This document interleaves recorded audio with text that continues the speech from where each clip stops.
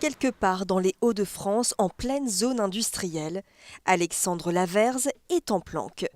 Comme toujours, sa mission nécessite patience et discrétion. Les précautions, c'est d'abord de se positionner de la meilleure des façons lorsqu'on va arriver sur un terrain de surveillance. Éviter de se trouver en général on va dire dans la ligne de mire de la personne qu'on va surveiller, du sujet. C'est plus simple pour nous finalement dans des zones assez denses, en pleine ville, que parfois dans des zones de campagne, il y a très peu de véhicules et où on va se faire repérer immédiatement. C'est réussir à ne pas se faire distraire par autre chose pendant qu'on observe. C'est dommage de faire 8 heures de planque pour perdre immédiatement lorsque ça va bouger. Appareil photo, caméscope, dictaphone et jumelles, des outils indispensables au quotidien.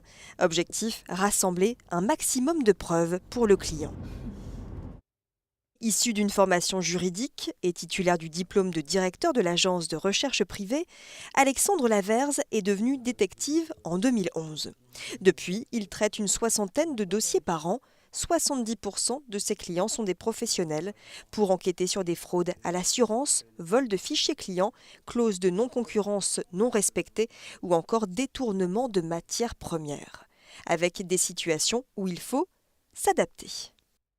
Rester enfermé toute une nuit dans une usine pour observer s'il y avait du vol ou autre. Tout ça a été fait de façon légale. J'étais légalement sur un site puisque le propriétaire du site était mon client. Mais forcément, il y a des personnes autour qui elles, ne sont pas au courant. Donc là, oui, quand il faut rester pendant 8 heures accroupi par -10, ouais, c'est un petit peu compliqué. Détective privé, une profession qui se veut beaucoup plus réglementée qu'il y a une dizaine d'années.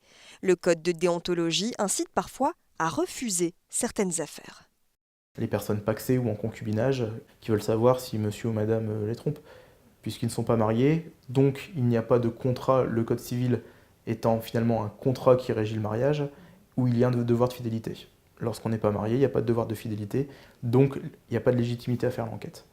D'autres enquêtes attendent notre détective privé, bien loin de l'image véhiculée par les célèbres personnages de romans.